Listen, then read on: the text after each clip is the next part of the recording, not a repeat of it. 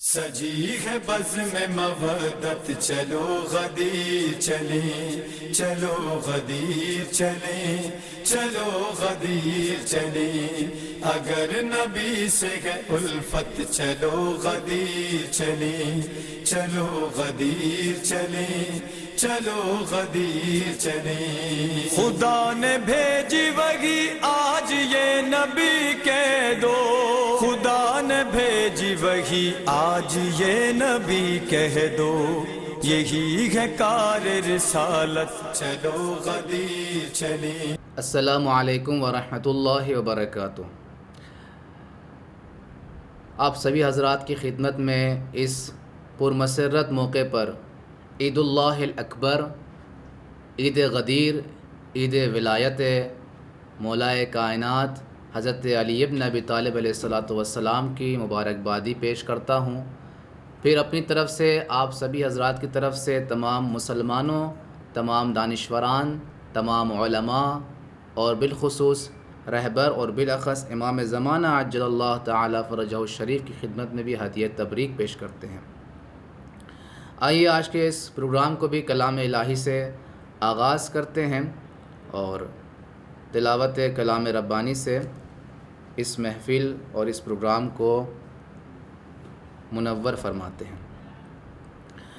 اللہم صلی علی محمد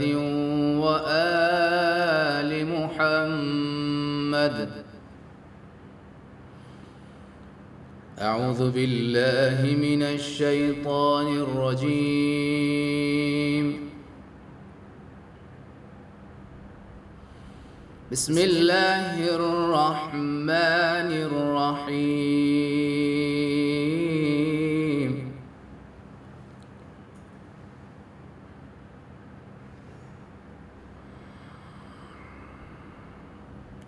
یا ایہا الرسول بلغ ما انزل الیک من ربک وَإِن لَّمْ تَفْعَلْ فَمَا بَلَّغْتَ رِسَالَتَهُ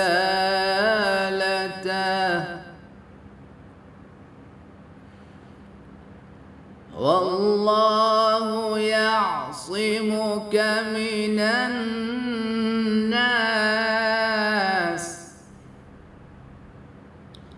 إِنَّ اللَّهَ لَا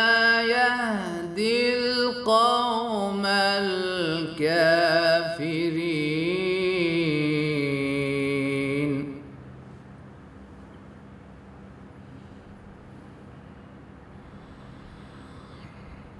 يَا أَيُّهَا الرَّسُولُ بَلِّغْ مَا أُنزِلَ إِلَيْكَ مِن رَّبِّكَ وَإِن لَّمْ تَفْعَلْ فَمَا بَلَّغْتَ رِسَالَتَهُ وَاللَّهُ يَعْصِمُكَ مِنَ النَّاسِ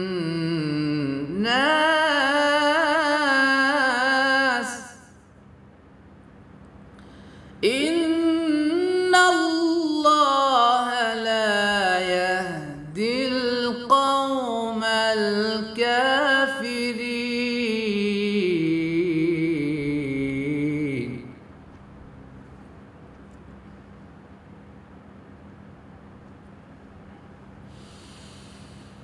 قُلْ يَا أَهْلَ الْكِتَابِ لَسْتُمْ عَلَى شَيْءٍ حَتَّى تُقِيمُوا التَّوْرَاةَ وَالْإِنْجِيلَ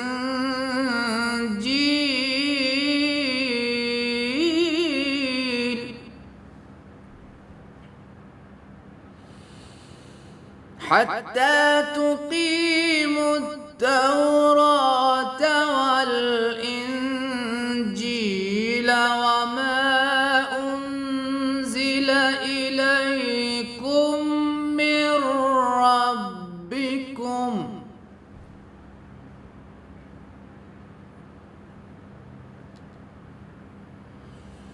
وَلَيَزِيدَنَّ كَثِيرًا مِّنْهُم مَّا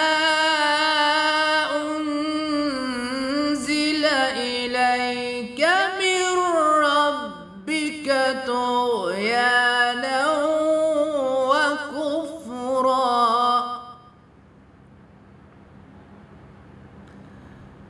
فَلَا تَأْسَ عَلَى الْقَوْمِ الْكَافِرِينَ.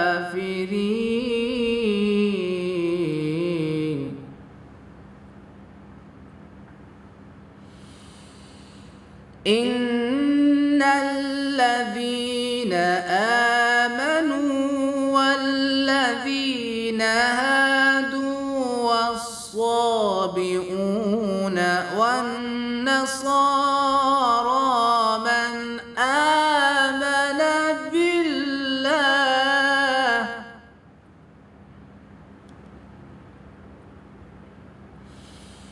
مَنْ آمَنَ بالله واليوم الآخر وعمل صالحا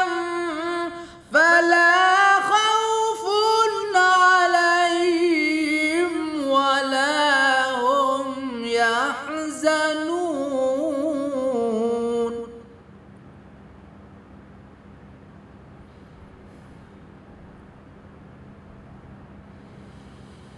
لقد أخذنا ميثاق بني إسرائيل وأرسلنا إليهم رسلا كلما جاءهم رسول بما لا تهوى أنفسهم فريقا كذبوا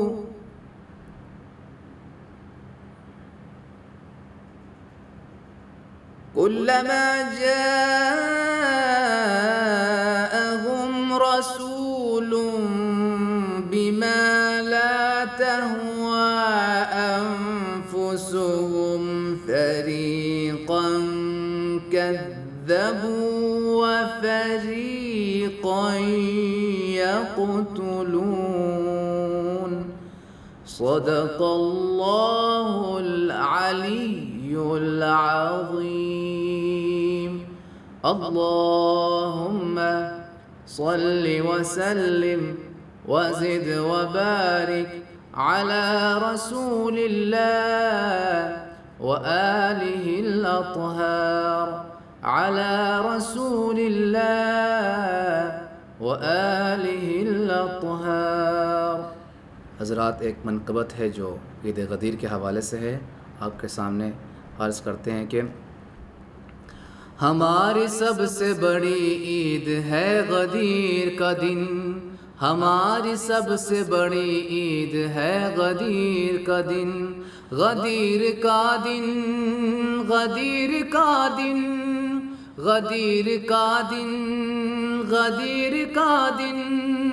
ہماری سب سے بڑی عید ہے غدیر کا دن، دل خلیل کی امید ہے غدیر کا دن، کمال نازش توحید ہے غدیر کا دن، امام وقت کی تائید ہے غدیر کا دن، ہماری سب سے بڑی عید ہے غدیر کا دن، علی کی شان میں آیت اتر کے آئی ہے، علی کی شان میں آیت اتر کے آئی ہے، یہ عید وہ ہے جو اللہ نے بنائی ہے، ہماری سب سے بڑی عید ہے غدیر کا دن، ہماری سب سے بڑی عید ہے غدیر کا دن، غدیر کا دن، غدیر کا دن، غدیر کا دن، غدیر کا دن، ہماری سب سے بڑی عید ہے غدیر کا دن،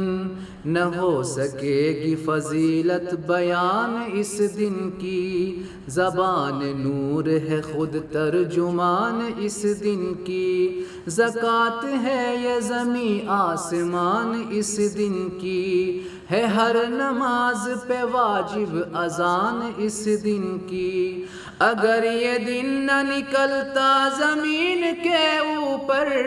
اگر یہ دن نہ نکلتا زمین کے اوپر، تو راج ہوتا اندھیروں کا دین کے اوپر، ہماری سب سے بڑی عید ہے غدیر کا دن، ہماری سب سے بڑی عید ہے غدیر کا دن، غدیر کا دن، غدیر کا دن، غدیر کا دن، غدیر کا دن، ہماری سب سے بڑی عید ہے غدیر کا دن، فدا ہے رحمت پروردگار اس دن پر، لٹائے خلد سے سارا بہار اس دن پر، مسیح و خضر کی عمر نثار اس دن پر، پیمبری کا ہے دار و مدار اس دن پر، نبی کے ہاتھوں پہ آیت کی سائبانی میں، نبی کے ہاتھوں پہ آیت کی سائبانی میں، رکھا ہے دین دیکھو قدم جوانی میں، رکھا ہے دین دیکھو قدم جوانی میں، ہماری سب سے بڑی عید ہے غدیر کا دن، ہماری سب سے بڑی عید ہے غدیر کا دن، غدیر کا دن، غدیر کا دن، غدیر کا دن، غدیر کا دن، ہماری سب سے بڑی عید ہے غدیر کا دن، خدا کا حکم ہے کہہ دیں رسول سے جبریل کہ جلد کیجئے آیت کے حکم کی تعمیل، مینا سے آئے ہیں میدان خم میں اسماعیل، ہے انتظار امامت میں آرزو خلیل، پیمبروں کے سکوت میں خلل نہ پڑ جائے، پیمبروں کے سکوت میں خلل نہ پڑ جائے، جبین آئے بلغ ببل نہ پڑ جائے، جبین آئے بلغ ببل نہ پڑ جائے، ہماری سب سے بڑی عید ہے غدیر کا دن، ہماری سب سے بڑی عید ہے غدیر کا دن، غدیر کا دن، غدیر کا دن، غدیر کا دن، غدیر کا دن، ہماری سب سے بڑی عید ہے غدیر کا دن، رسول خم میں امامت کا بندوبست کرو، علی کے جشن ولایت کا بندوبست کرو، خدا کے دی کی حفاظت کا بندوبست کرو، خدا کے دی کی حفاظت کا بندوبست کرو، کہ آج رہبر ملت کا بندوبست کرو، یہ کام حلقہ واجب میں ہے فضول نہیں، یہ کام حلقہ واجب میں ہے فضول نہیں، بغیر اس کے تمہارے بھی حج قبول نہیں، ہماری سب سے بڑی عید ہے غدیر کا دن، ہماری سب سے بڑی عید ہے غدیر کا دن، غدیر کا دن، غدیر کا دن، غدیر کا دن، غدیر کا دن، ہماری سب سے بڑی عید ہے غدیر کا دن، غدیر کیا ہے جہاں کو بتا رہے ہیں رسول، کلام پاک کی آیت سنا رہے ہیں رسول، وہ ایک کجاؤں کا ممبر بنا رہے ہیں رسول، وہ ایک کجاؤں کا ممبر بنا رہے ہیں رسول، یہ کہہ کے اپنے وسیع کو بلا رہے ہیں رسول، رسول، علی بچاؤ شہ خوش خصال کی محنت، علی بچاؤ شہ خوش خصال کی محنت، لگی ہے داؤں پہ 23 سال کی محنت۔ ہماری سب سے بڑی عید ہے غدیر کا دن، ہماری سب سے بڑی عید ہے غدیر کا دن، غدیر کا دن، غدیر کا دن، غدیر کا دن، غدیر کا دن، ہماری سب سے بڑی عید ہے غدیر کا دن۔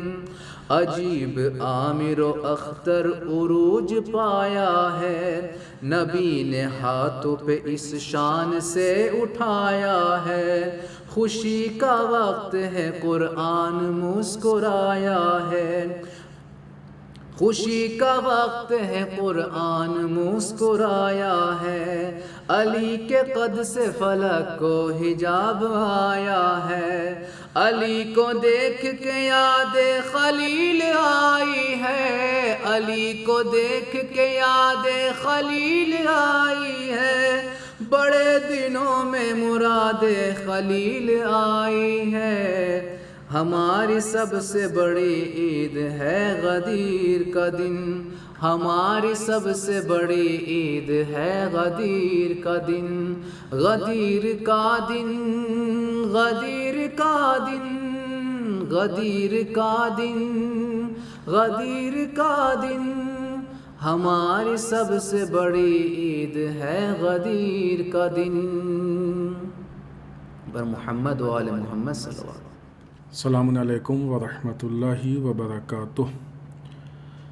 رب اعوذ بک من ہمزات الشیاطین واعوذ بک رب ان یحضرون۔ بسم اللہ الرحمن الرحیم۔ الحمد للہ وسلام علی عبادہ الذین اصطفیٰ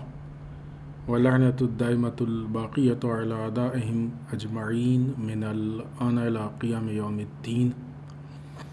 اما بعد فقد قال الحکیم بسم اللہ الرحمن الرحیم۔ الیوم یئس الذین کفروا من دینکم فلا تخشوہم واخشون، الیوم اکملت لکم دینکم واتممت علیکم نعمتی ورضیت لکم الاسلام دینا۔ عید غدیر، عید اکبر، عید ولایت، عید اکمال دین کی مبارکباد، تبریک و تہنیت آپ سب کی خدمت میں عرض کرتے ہیں، اور ہم سب کی طرف سے تمام علماء، مراجع، ولی فقیہ، بالخصوص وقت کے امام کی خدمت میں تبریک و تہنیت عرض کرتے ہیں۔ قرآن مجید کی آیت شریفہ کہ جس کو ہم نے آغاز میں آپ کی خدمت میں پیش کیا ہے، یہ اس عید غدیر کی خصوصیت کو یا خصوصیتوں کو بیان کر رہی ہے، اور یہ وہ آیت شریفہ ہے کہ در واقع جس کو ہم یہ کہہ سکتے ہیں کہ یہ عید غدیر کا قصیدہ پڑھ رہی ہے، قرآن کی زبان میں یہ عید غدیر کا قصیدہ ہے۔ آج ہم لوگ کوشش کریں گے کہ اس آیت شریفہ کے بعض پوائنٹس کو کسی حد تک سمجھنے کی کوشش کریں۔ پہلے ترجمہ عرض کر دیں آپ کی خدمت میں۔ ارشاد رب العزت ہو رہا ہے، الیوم یئس الذین کفروا من دینکم فلا تخشوہم واخشون۔ اے میرے حبیب، آج کے دن کافر آپ کے دین سے مایوس ہو گیا۔ یہاں پہ یہ بات ابتدا میں ہی عرض کر دیں، یہاں پہ کافر سے مراد ایسا نہیں ہے کہ جتنے بھی لوگ نان مسلم ہیں وہ سب ہیں، بلکہ وہ لوگ کہ جو اسلام کے مقابلے میں ہیں، اسلام کے دشمن ہیں اور اسلام کو نیست و نابود کرنا چاہتے تھے، یا اسلام سے استحصال چاہتے تھے، فائدہ اٹھانا چاہتے تھے، اس کو برباد کرنا چاہتے تھے، اپنے فائدے کے لیے استعمال کرنا چاہتے تھے، وہ لوگ یعنی جو اسلام کے اوپر نگاہیں گڑائے ہوئے بیٹھے تھے۔ اور در واقع تھی ایک ایسی پوری قوم، ایسے افراد کی جو اس انتظار میں تھے کہ جب رسول کے بعد ہم اسلام سے، البتہ زندگی میں بھی کوشش کی، مایوس ہوئے تو رسول کے بعد ہم اسلام سے فائدہ اٹھائیں گے یا اس کو جو ہے وہ اپنے فائدے میں استعمال کریں گے۔ وہ پوری بیک گراؤنڈ کی تاریخ ہے کہ جس آپ کے سامنے نگاہوں کے سامنے وہ موجود ہے۔ لہٰذا ارشاد رب العزت ہو رہا ہے الیوم یئس الذین کفروا من دینکم، اے میرے حبیب آج کے دن یہ کافر یعنی یہ دشمنان اسلام جو اسلام کے خلاف دلوں میں رنجش رکھے ہوئے ہیں، جو اسلام کے خلاف پلاننگ کیے ہوئے بیٹھے ہوئے ہیں، پالیسیز بنائے ہوئے بیٹھے ہوئے ہیں، یہ آپ کے دین سے مایوس ہو گئے۔ فلا تخشوہم واخشونی، آپ ان سے مت ڈریے، آپ صرف ہم سے ڈریے۔ الیوم اکملت لکم دینکم، اے میرے حبیب آج کے دن ہم نے آپ کے دین کو کامل کر دیا۔ واتممت علیکم نعمتی، اپنی نعمتوں کو آپ پہ تمام کر دیا، کمپلیٹ کر دیا۔ ورضیت لکم الاسلام دینا، اور آج کے دن ہم آپ کے اس دین اسلام سے راضی ہو گئے۔ اتنی ساری سند غدیر کے اعلان کی وجہ سے۔ کیا تھا غدیر کا اعلان؟ پورا خطبہ غدیر جو تفصیلی خطبہ ہے موجود ہے، آپ لوگ پڑھیں حتماً، دیکھیں کہ اس خطبہ غدیر میں رسول اللہ صلی اللہ علیہ وآلہ وسلم نے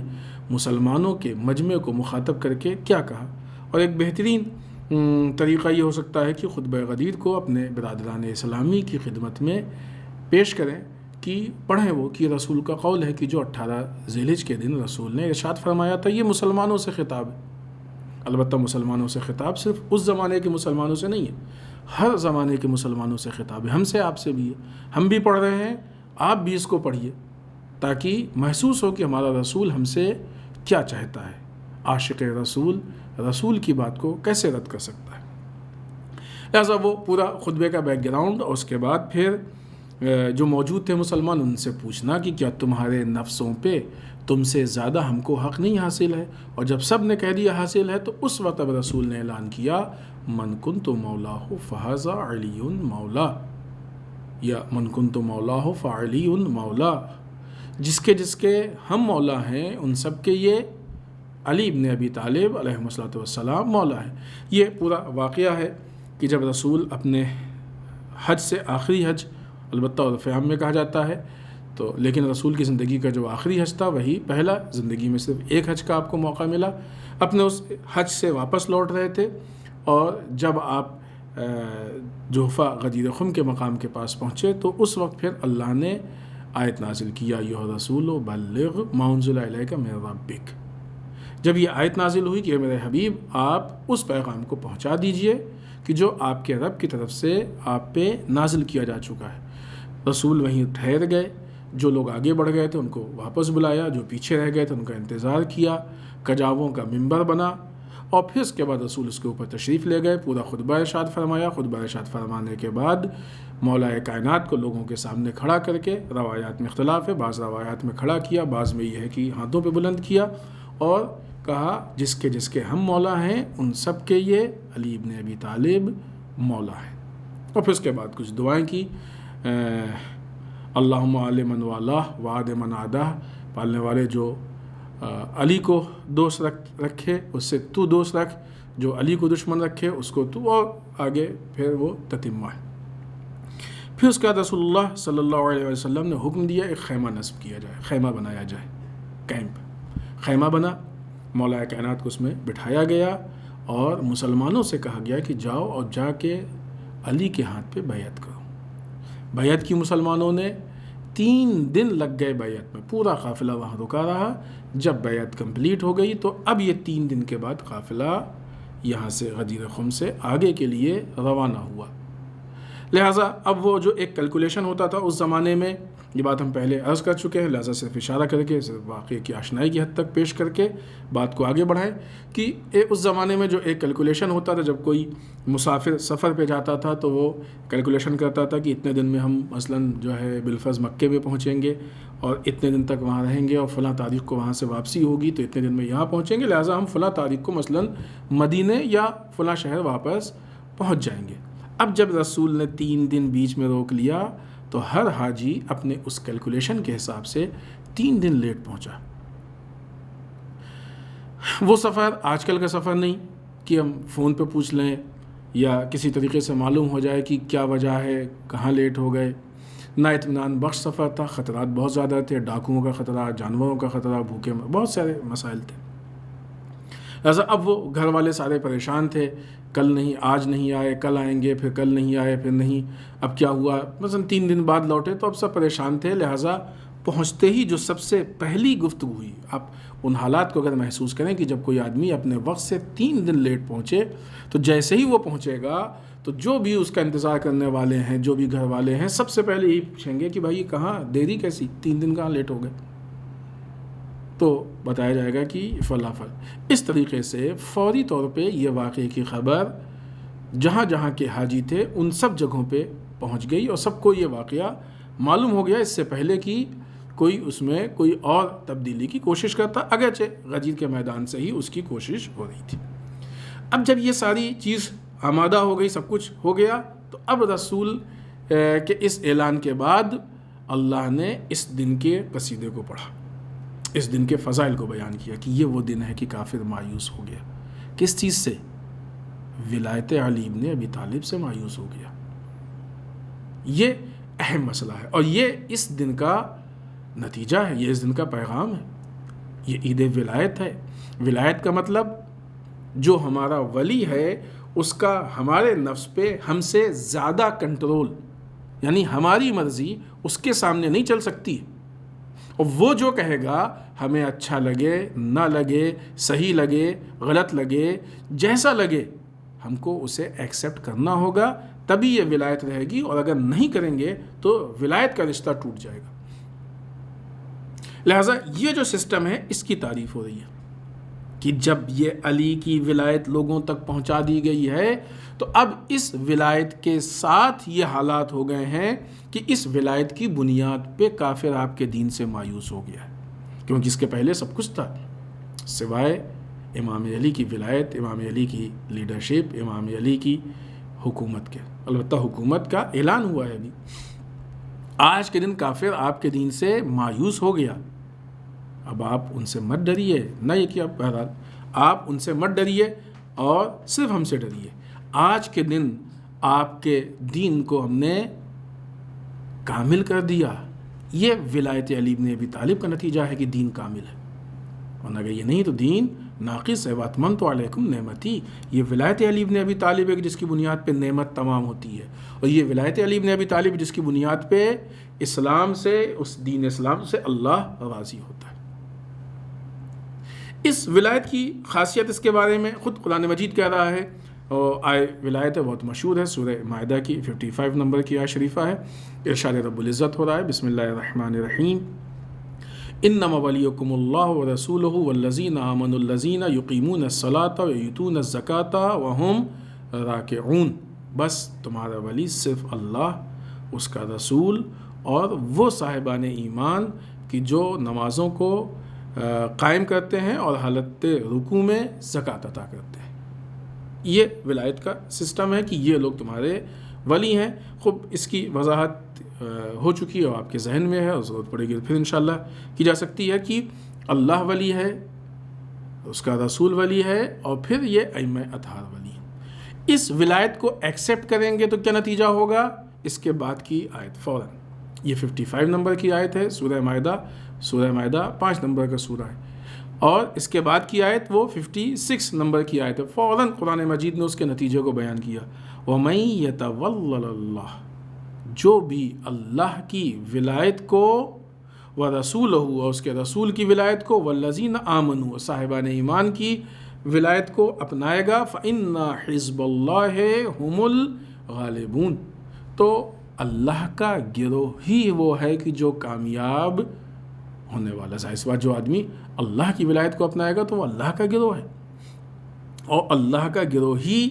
کامیاب ہونے والا ہے۔ خوب یہی جو صورت ہے وہ کفر کے مایوس ہونے کی ہے، جو اللہ رسول سے اعلان کروا رہا ہے، پھر اس کا اعلان کے بعد یہ باتیں پیش ہو رہی ہیں، تو ایسا نہیں ہے کہ یہ معجزے کی بنیاد پہ کہ آپ نے کر دیا تو نہیں، یہ ایک سسٹم ہے کہ جس سسٹم کے نتیجے میں جو حالات ہیں، ان حالات کے نتیجے میں اب اگر کوئی امام علی علیہ السلام کے علاوہ رسول کے بعد اسلام کی لیڈرشپ کو اختیار کرتا، اس کو اپناتا، اسلام کا لیڈر بنتا، تو کافر مایوس نہ ہوتا، اس کو امید ہوتی۔ لیکن کب مایوس ہوگا؟ جب یہ سسٹم ہوگا۔ ظاہر ہے اس سسٹم میں تبدیلی ہو جائے گی تو کافر کو امید ہو جائے گی۔ یہ قرآن کی آیت کا جو مفہوم ہے، تو اس کا جو دوسرا مفہوم نکل رہا ہے وہ یہ ہے کہ اگر ان حالات میں کافر مایوس ہے، تو اگر حالات تبدیل ہو گئے تو کافر مایوس نہیں ہوگا، یعنی امید اس کو ہوگی۔ موجودہ حالات میں اگر ہم آپ کو مثال دیں تو بات شاید واضح ہو جائے، اور یہ صرف بعنوان مثال ہے کہ مثلاً ایران میں بعض اوقات جب بعض حکومتیں بنتی ہیں یا بعض افراد حکومت پہ آتے ہیں، یا بعض افراد ایسے ہیں کہ جن سے دشمنان اسلام کو امید وابستہ ہوتی ہے۔ ابھی وہ الگ تفصیل ہے کہ کیسی امید، بعض اوقات جو ہے وہ ان کی سادگی کی وجہ سے امید ہوتی ہے، بعض اوقات ان کی صلاحیتوں کی، جو بھی ہو وہ تفصیل الگ ہے کہ کس بنیاد پہ، لیکن دشمنوں کو امید ہوتی ہے۔ لیکن بعض ایسے شخصیات ہوتے ہیں کہ جن سے دشمنوں کو امید نہیں ہوتی بلکہ مایوس ہو جاتے ہیں۔ مثلا ابھی جو موجودہ الیکشن ہوا، اور اس الیکشن کے بعد آغا رئیسی جیت کے آئے، تو دشمن آغا رئیسی کے جیتنے سے مایوس ہو گیا،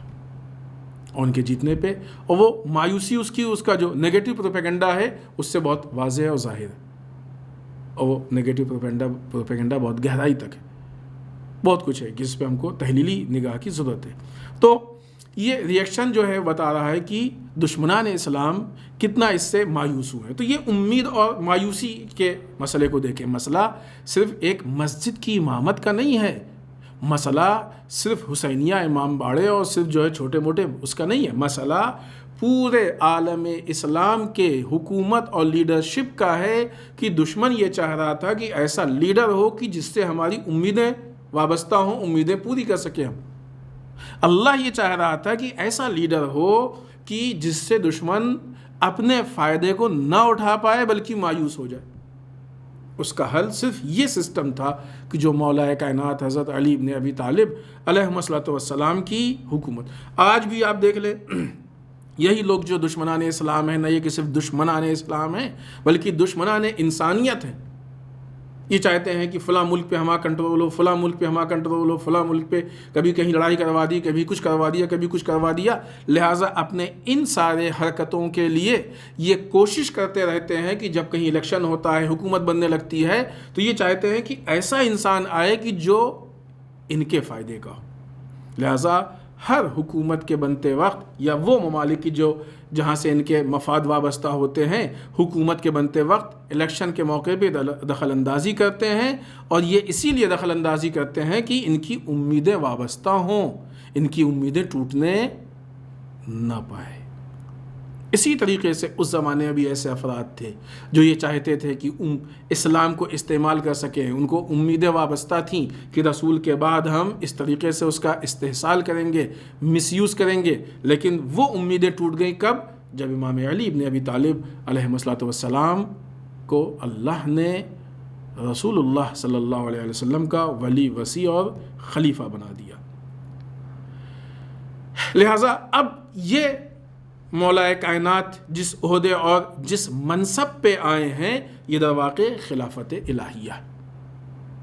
اللہ کی طرف سے معین کیا ہوا خلیفہ۔ ظاہر سی بات ہے کہ جتنی بھی ہم نے مثالیں دی ہیں، کوئی بھی مثال اس اعتبار سے نہیں کہ ہم کسی کو امام علی کے نعوذ باللہ مقابلے میں لا کے دیکھیں، ہم نے صرف اس لیے مثالیں دی ہیں، اس عنوان سے مثالیں دی ہیں کہ ہم لوگ موقع کی نزاکت کو محسوس کر سکیں کہ کس طریقے سے ایک دشمن امیدوں کو وابستہ کرتا ہے، کس طریقے سے ایک دشمن امیدیں لگا کے بیٹھتا ہے۔ بہرحال یہ خلافت الہیہ ہے، اور جب خلافت الہیہ ہوتی ہے تو دشمن مایوس ہوتا ہے۔ لہذا مسئلہ صرف امام علی کا نہیں ہے، مسئلہ امام علی کے ساتھ ساتھ امام حسن علیہ السلام، امام حسین علیہ السلام، حتیٰ 12ویں امام زمانہ جل تعالیٰ فرجہ شریف تک ہے۔ وہ مسئلہ صرف یہیں تک نہیں ہے، اگر اس بیچ میں سرکار سید الشہداء جناب مسلم بن عقیل کو اپنا قائم مقام سفیر اور نائب بنا کے بھیج رہے ہیں، تو جناب مسلم کے کوفے میں آنے سے کافر مایوس ہوتا ہے۔ یعنی نظام اسلام، اسلامی سسٹم جہاں جہاں جائے گا، کفر مایوس ہوگا، یعنی دشمنان اسلام مایوس ہوں گے۔ کفر یعنی دشمنان اسلام، نہ یہ کہ نان مسلم سب کے سب اس میں شامل ہوں، دشمنان اسلام مایوس ہوں گے۔ تو خلافت الہیہ سے دشمنان اسلام مایوس ہوتا ہے، اس کے مقابلے میں جو ایک کانسیپٹ ہے ملوکیت کا، ملوکیت کی وضاحت کر دیں ہم، شاید ہمارے چھوٹے بچے اور بھائی نہیں اس کو سمجھ سکے، ایک اصطلاح ہے ملوکیت، عام طور سے بہت اگر سادہ اور بہت مختصر اس میں کہا جائے، بادشاہت، شہنشاہیت یا شخصی حکومت، یا جو مجازاً اس کو کہا جائے کہ آمرانہ حکومت، اس کو ملوکیت کی تعبیر پیش کی جاتی ہے، ملوکیت کہا جاتا ہے۔ ملوکیت سے دشمن کو امید وابستہ ہوتی ہے۔ غدیر خلافت الہیہ اور ملوکیت کی سیاست میں فرق کا دن ہے، کیونکہ خلافت الہیہ کی پولیٹکس الگ ہوتی ہے، ملوکیت کی پولیٹکس الگ ہوتی ہے۔ آج کے زمانے میں جس پولیٹکس کو آپ دیکھ رہے ہیں، جس سیاست کو، یہ خلافت الہیہ کی سیاست نہیں ہے، یہ ملوکیت کی سیاست ہے، جو عام طور سے دوسرے الفاظ میں بلکہ اس بات کو یوں واضح کیا جائے کہ اگر آج سیاست کا لفظ اتنا بدنام ہو گیا ہے تو اس کی وجہ ملوکیت کی سیاست ہے، خلافت الہیہ کی سیاست نہیں ہے۔ خلافت الہیہ کی پولیٹکس وہ ہے، خلافت الہیہ کی سیاست وہ ہے کہ جو سیاست کو اس کے واقعی اور حقیقی معنی میں استعمال کر کے اور صحیح طریقے سے پیش کرنا چاہتے ہیں۔ ملوکیت سیاست کے نام پہ، ملوکیت میں بعض اوقات فریب اور یہ وہ ساری چیزیں دیکھنے کو آئی ہیں ہر طرح سے۔ تو آج جو لوگ حکومت بنانے کے لیے، جو لوگ حکومت کرنے کے لیے اور جو لوگ حکومت کو باقی رکھنے کے لیے طرح طرح کے حربے استعمال کر رہے ہیں، وہ ملوکیت کے نقش قدم پہ چل رہے ہیں، خلافت الہیہ سے ڈرے ہوئے ہیں، خلافت الہیہ سے خوف کھائے ہوئے ہیں۔ رسول اللہ صلی اللہ علیہ وآلہ وسلم کسی عظیم الشان سلطنت، شہنشاہیت، ملوکیت، ان چیزوں کی بنیادوں کو قائم کرنے نہیں آئے تھے کہ چونکہ ملوکیت میں پھر مادیات غالب ہوتی ہے، خواہشات نفسانی غالب ہوتی ہے، ہوا و ہوس غالب ہوتی ہے، خواہشات کی بنیاد پہ فیصلے ہوتے ہیں، لہٰذا پھر اس میں جب شہنشاہ کو دکھایا جاتا ہے تو وہ محل کی بنیاد پہ پہچانا جاتا ہے۔ آج آپ دیکھ لیں، آج 7 سال پہلے ہمارے ملک میں جو لوگوں کو دھوکہ دیا گیا کہ یہ بنا دیں گے ہندوستان کو، وہ بنا دیں گے، وہ اسی ملوکیت کی مادی امیدوں کی بنیاد پہ کہ مثلاً اگر فلاں بڑا ملک ہوگا تو اس کے پاس مثلاً پلین ایسا ہونا چاہیے، اس کے پاس محل ایسا ہونا چاہیے، فلاں ایسا ہونا چاہیے، اور اسی راستے پہ بڑھ رہے ہیں۔ ابھی ہم اس پہ تفصیل سے گفتگو نہیں کر رہے ہیں، ورنہ وہ ساری مثالیں آج موجود ہیں۔ لہٰذا ملوکیت کی پہچان کبھی محل بنتا ہے، ملوکیت کی پہچان کبھی خزانے بنتے ہیں، ملوکیت کی پہچان مال و زر بنتا ہے، ملوکیت کی پہچان تخت و تاج بنتا ہے، ملوکیت کی پہچان جمع کیا ہوا یتیموں بیواؤں سے ہڑپا ہوا خزانہ بنا کرتا ہے، ملوکیت کی پہچان دنیا داری بنتی ہے، ملوکیت کی پہچان ظواہر بنتے ہیں، ملوکیت کی پہچان اپنی طاقت کو بڑھانے کے لیے باطل کا فیور اور اس کی طرفداری بنتی ہے۔ اس طرح کی غلط چیزیں ہیں کہ جو ملوکیت کی پہچان بنتی ہے۔ اللہ کی نگاہ میں ان چیزوں کی کوئی اہمیت نہیں تھی، لہٰذا خلافت الہیہ کی پہچان کردار بنا کرتا ہے، خلافت الہیہ کی پہچان مظلوموں کی امداد بنا کرتی ہے، خلافت الہیہ کی پہچان انسانی اقدار اور انسانی ویلیوز بنا کرتے ہیں، خلافت الہیہ کی پہچان لوگوں کی خدمت بنا کرتی ہے، یتیموں کو ان کا حق دلانا، مظلوموں کو ان کا حق دلانا، ایک باطل کے خلاف آواز اٹھانا، ایک ضرورت مند کے ضرورتوں کو پورا کرنا، یہ خلافت الہیہ کی پہچان بنا کرتی ہے۔ لہٰذا اگر اللہ کا منشا یہ ہوتا کہ ایک ملوکیت اور شہنشاہیت کی حکومت کو ہمیں رائج کرنا ہے، تو پھر محمد عربی رسول اللہ جو تھے صلی اللہ علیہ وآلہ وسلم اور جو ہیں ہمارے رسول، ان کو اپنا رسول اللہ نہیں بناتا، بلکہ اس زمانے کے کسی بہت بڑے دولت مند کو اپنا رسول بناتا۔ لیکن حکومت الہیہ تھی، یہاں مسئلہ حکومت کا کردار کی بنیاد پہ ہے، یہاں مسئلہ روحانیت کی بنیاد پہ ہے، جس میں مادیات کا دخل نہیں ہے، اور وہ اس کے آگے کا مرحلہ ہے۔ وہ لوگ کہ جو انسان کا کمال مادیات میں دیکھتے ہیں، در واقع ان کی عقلیں ناقص ہیں، ان کا علم ناقص ہے، یہ محدود ہیں۔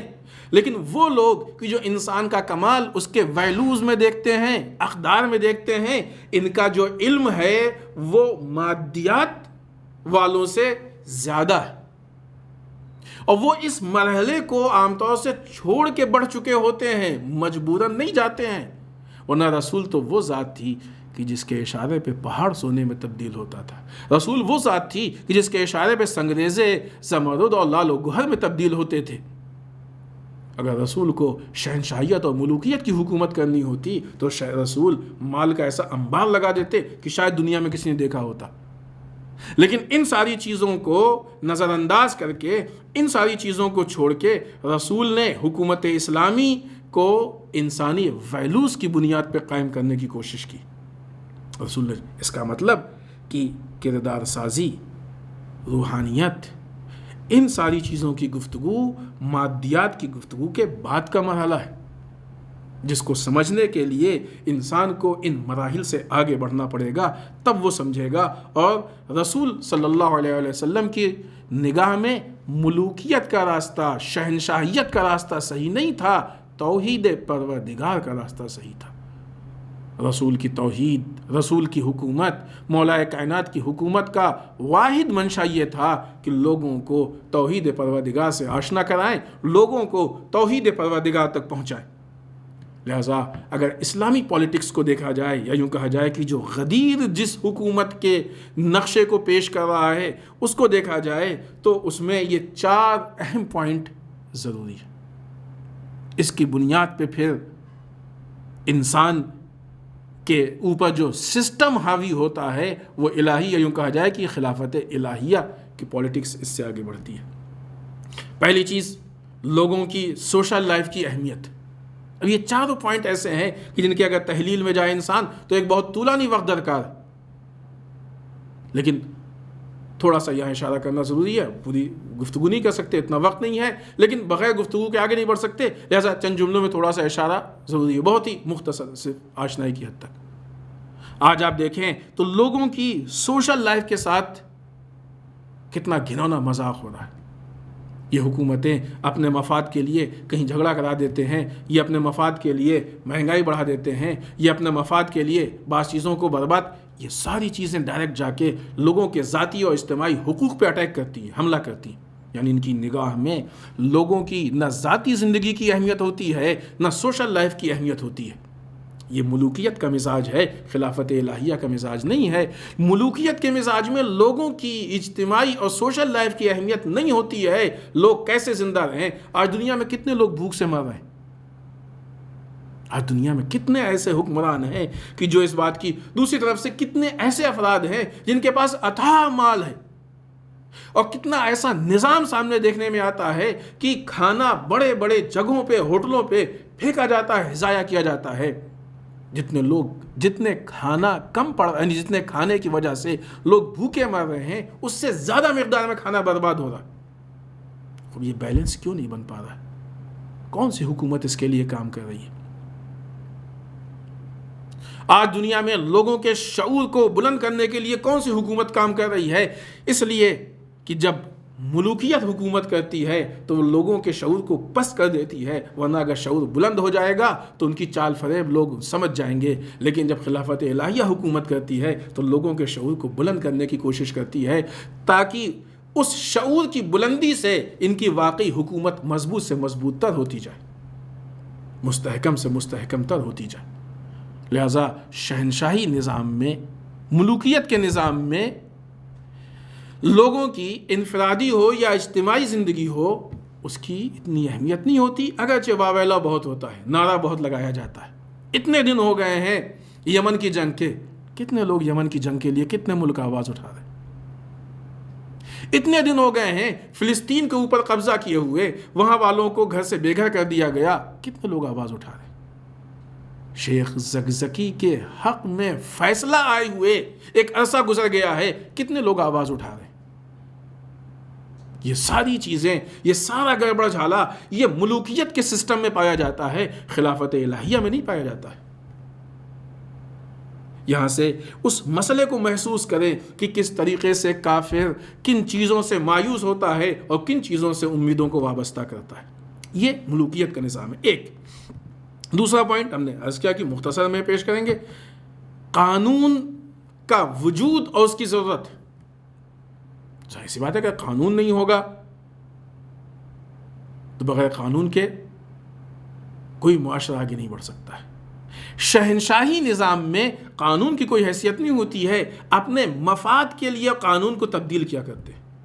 کبھی کچھ قانون بن گیا، کبھی کچھ قانون بن گیا، اور جو بنتا بھی ہے وہ حکمرانوں کے لیے نہیں ہوتا ہے۔ لیکن خلافت الہیہ میں جب قانون بنتا ہے تو جس طریقے سے معاشرے کا ایک چھوٹا سے چھوٹا انسان اس قانون کا پابند ہوتا ہے، اسی طریقے سے وقت کا حاکم بھی اس قانون کا پابند ہوتا ہے۔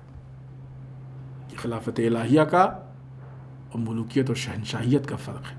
ملوکیت اور شہنشاہیت میں قانون کی کوئی خاص ہے، آپ دیکھ لیں بہت سارے ممالک ہیں، دیکھ لیں کہ جو قانون بنتا ہے لیکن ملک کے بعض اوقات بڑے افراد، بعض اوقات وہاں کے سربراہ قانون کو پائمال کر دیتے ہیں، توڑ دیتے ہیں، لیکن وہی کام جب چھوٹا انسان کرتا ہے تو اس کے اوپر سختی ہوتی ہے۔ دولت مند، روسا، تجار توڑ دیتے ہیں قانون، نہیں پوچھتا ہے کوئی، لیکن جب غریب انسان قانون توڑتا ہے تو ہر آدمی آ کے اس کا گلا پکڑتا ہے۔ یہ تفرقہ، یہ طبقاتی فرق اس کی جگہ ملوکیت میں ہے، شہنشاہیت میں۔ خلافت الہیہ میں اس کا مقام نہیں ہے۔ تیسری چیز کہ قانون ہے، لیکن قانون کا واضع کون ہے، وضع کرنے والا کون ہے، بنانے والا کون ہے؟ کس کو یہ حق حاصل ہے کہ قانون بنائے؟ شہنشاہیت اور ملوکیت میں حاکم خود قانون بناتا ہے، جس میں اپنے فائدے کے سارے داؤ پیچ کو محفوظ کر لیتا ہے۔ خلافت الہیہ میں قانون بنانے میں حاکم کا کوئی اختیار نہیں ہوتا ہے، قانون پروردگار کی طرف سے بنا ہوا ہے، وہی قانون ہے۔ لہذا خلافت الہیہ میں قانون کا واضع، قانون کا وضع کرنے والا، قانون کا بنانے والی ذات اللہ ذات پروردگار ہے، وہ قانون بناتی ہے۔ چوتھا پوائنٹ کہ جو اس مسئلے میں اہم ہے کہ اس قانون کا اجرا کرنے والا مجری، خود مجری کے بھی کچھ شرائط ہونے چاہیے۔ یہ نہیں کہ جو بھی ہو جیسے بھی ہو آ کے بیٹھ جائے، کوئی بھی آ کے حکومت کرنے لگے، اس کے بھی شرائط ہونے چاہیے۔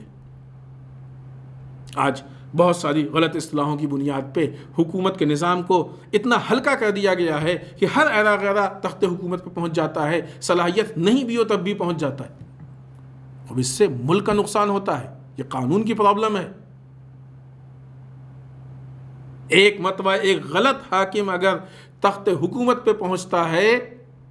تو بعض اوقات ایسے نقصان ہو جاتے ہیں جس کا جبران پوری زندگی نہیں ہو پاتا ہے۔ لہذا مجری جسے ہم حاکم کہتے ہیں، قانون کا اجرا کرنے والا، اس کے لیے بھی قانون ہے، اس کے لیے بھی اصول ہے، ہر ایرا غیرہ نہیں ہو سکتا۔ شہنشاہیت میں، ملوکیت میں عام طور سے یہ دیکھا گیا ہے کہ پارٹی بازی کی بنیاد پہ ہوتا ہے، میراث کی بنیاد پہ ہوتا ہے، لیکن خلافت الہیہ میں صلاحیتوں کی بنیاد پہ ہوتا ہے۔ صلاحیتیں اگر ہوں تو اس کے سسٹم سے۔ لہٰذا یہ جو ایک فرق ہے ملوکیت کا یا شہنشاہیت کا خلافت الہیہ سے، اس فرق کو پہچانے۔ اگر ان شرائط اور صفات کے ساتھ کوئی حکومت آ رہی ہے تو پھر دشمنان اسلام اس سے امیدیں وابستہ کریں گے، لیکن خلافت الہیہ کے صفات کے ساتھ حکومت آ رہی ہے تو دشمنان اسلام اس سے مایوس ہو جائے گا۔ لہٰذا اب جب رسول اللہ صلی اللہ علیہ وآلہ وسلم نے غدیر خم میں مولا کائنات حضرت علی بن ابی طالب علیہ الصلوۃ والسلام کی ولایت خلافت کا اعلان کیا تو اب لوگوں کو مایوسی آئی۔ اس مایوسی سے بچنے کے لیے جو راستہ اختیار کیا گیا وہ شورا کا وجود آیا سامنے۔ اللہ کا ایک نظام تھا، اس کے مقابلے میں یہ شورا بٹھائی گئی۔ یعنی کیا مطلب؟ الہی افراد جو خلافت الہیہ کے حقدار تھے ان کو ہٹا کے خود عہدہ لے لینا اور الہی نظام کو ناکارہ نعوذ باللہ ثابت کر کے اپنا نظام پیش کر دینا۔ شورا کسی رہا ہوگا کسی جگہ کا نام، در واقع کمیٹی کو کہتے ہیں، لیکن وہ ایک کمیٹی کے لیے نام وضع نہیں، شورا اب ایک اصطلاح بن کے رہ گئی ہے، لفظی معنی آج بھی استعمال ہوتے ہیں کمیٹی وغیرہ کے لیے۔ لیکن جب غدیر کے پس منظر میں، حکومت اسلامی کے پس منظر میں، خلافت الہیہ کے پس منظر میں یہ نام آتا ہے تو یہ اصطلاح کے عنوان سے آتا ہے شورا، یعنی اللہ کے نظام کے لیے جو صحیح ذات ہے اس کو ہٹا کے کسی غلط کو بٹھانا۔ شورا یعنی نظام پروردگار کے مقابلے میں اپنے بنائے ہوئے نظام کو کھڑا کر دینا، یہ اصطلاح ہے شورا کی، یہ ہے شورا، اور اس مقصد کے تحت اس شورا کو لایا گیا۔ مولا کائنات حضرت علی بن ابی طالب علیہ السلام کی حکومت، یا یوں کہا جائے ان کے اعلان کے بنیاد پہ لوگوں کو یہ اندازہ ہو گیا تھا کہ علی کون سی حکومت کریں گے۔ بے وجہ نہیں تھا کہ اعلان ہوتے ہی مخالفت شروع ہو گئی، لوگوں کو اندازہ تھا۔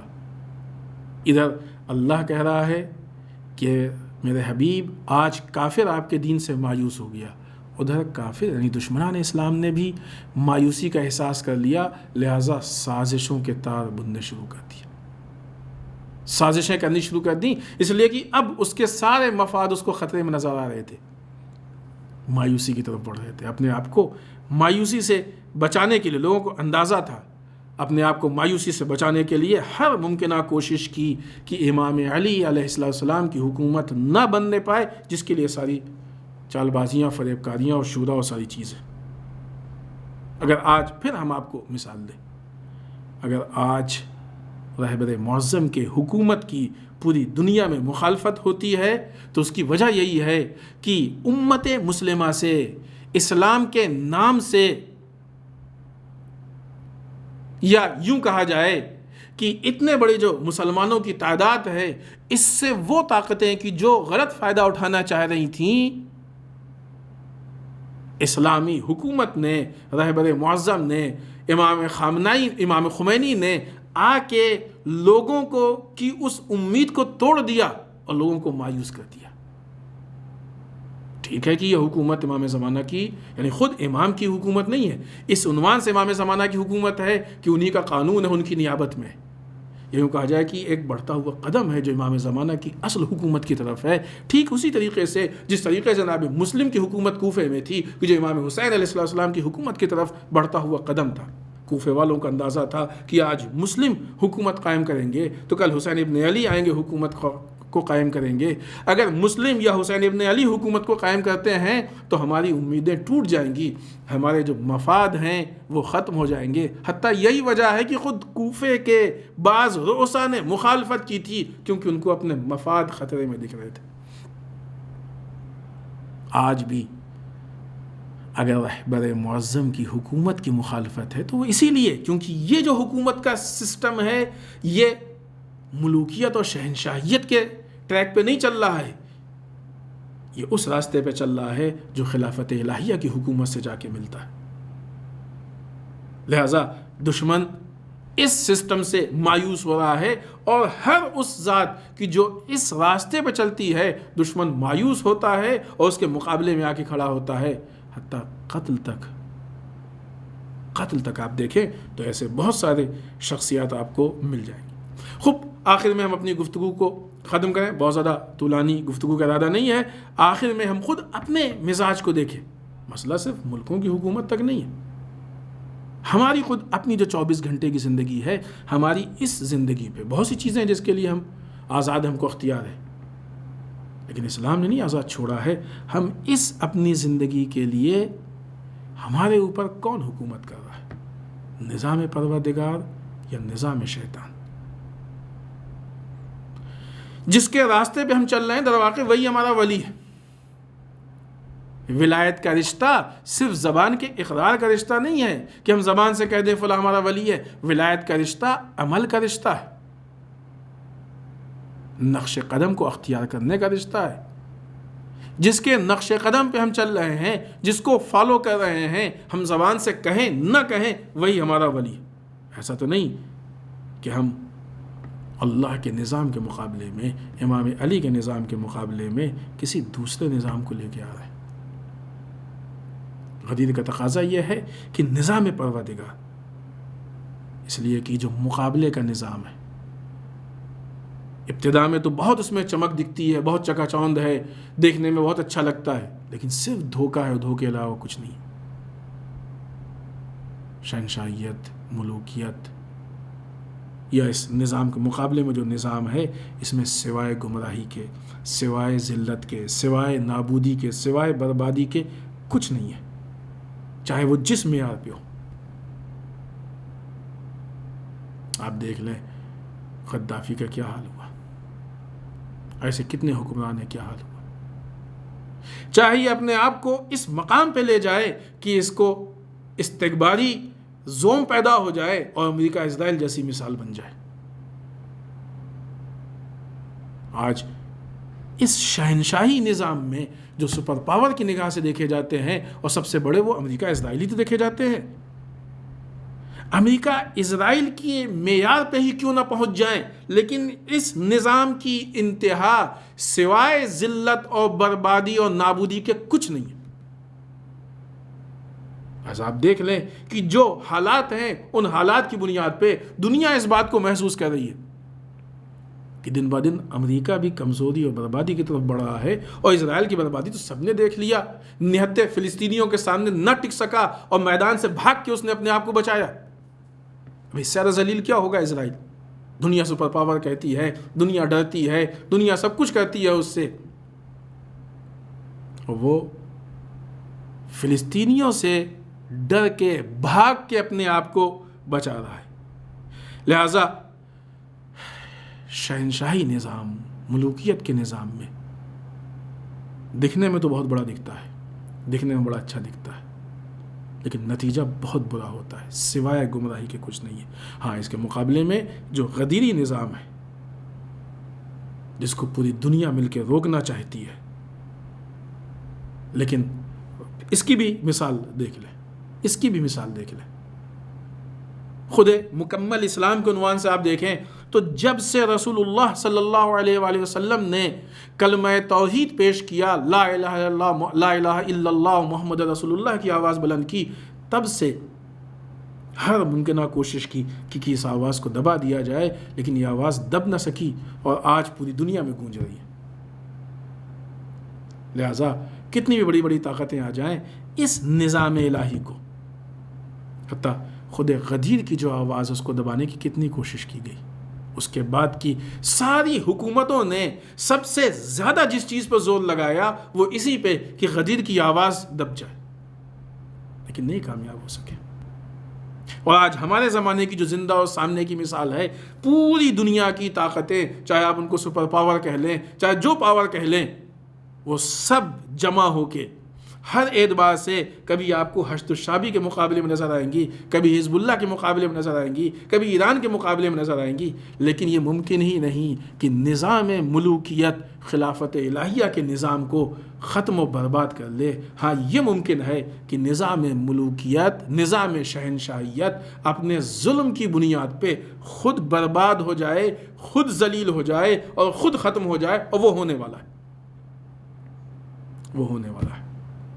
اس اعتبار سے بھی ہونے والا ہے کہ حالات و اثرات دکھ رہے ہیں، اس اعتبار سے بھی ہونے والا ہے کہ جب ہمارے وقت کے امام زمان عجل اللہ تعالیٰ فرجہ الشریف کا ظہور ہوگا تو جتنے نظام ہیں یہ سب ختم ہو جائیں گے اور صرف الہی نظام ہوگا، اس وقت صرف الہی نظام ہوگا۔ لہذا نظام ملوکیت بھی ختم ہوگا، نظام ملوکیت کے چاہنے والے بھی ختم ہوں گے، اس کے جو عادی ہیں اور جو نہیں چھوڑ سکتے ہیں وہ بھی ختم ہوں گے، اور صرف عدل الہی، خلافت الہی، نظام الہی، نظام عدل ہے کہ جو باقی رہے گا۔ لہذا اس غدیر کے موقع پہ اللہ ہم سب کو یہ توفیق دے کہ ہم اپنے نفس کو آمادہ کریں کہ ولایت امیر المومنین کو پوری طریقے سے اپنے اوپر حاوی کر سکیں، کہ ہم امام کے اشارے پہ، امام کی مرضی کے مطابق اپنی زندگی گزاریں۔ اور واقعی یہی مفہوم غدیر ہے، یہی عملی مفہوم ہے غدیر کا، یہی غدیر کا نتیجہ ہے۔ لہذا بارگاہ پروردگار میں دعا کریں گے کہ پالنے والے ہم سب کو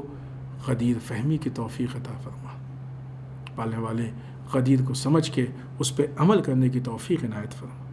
پالنے والے اس غدیر کے طفیل میں ائمہ اطہار علیہ السلام سے ہمارا جو ولایت کا رشتہ ہے اس کو عملی میدان میں مضبوط سے مضبوط تر فرما، پالنے والے ہمارے اندر وہ شعور عطا کر کہ ہم الہی نظام کو سمجھ سکیں اور اس کو اپنا سکیں، پالنے والے ہمیں وہ شعور عطا کر کہ ہم مادیات کے اسیر نہ بن سکیں، پالنے والے ہمیں وہ شعور عطا کر کہ ہم اپنے وقت کے امام کو پہچان سکیں۔ پالنے والے ہمارے اندر وہ جذبہ عطا کر کہ ہم اپنے وقت کے امام کی ان کے غیبت میں بھی نصرت کر سکیں۔ پالنے والے ہمیں وہ حوصلہ عطا کر کہ امام کے ظہور کے بعد ہم ان کے ناصر بن سکیں۔ پالنے والے ہمارے امام کے ظہور میں تعجیل فرما۔ ربنا تقبل منا انک انت السمیع العلیم۔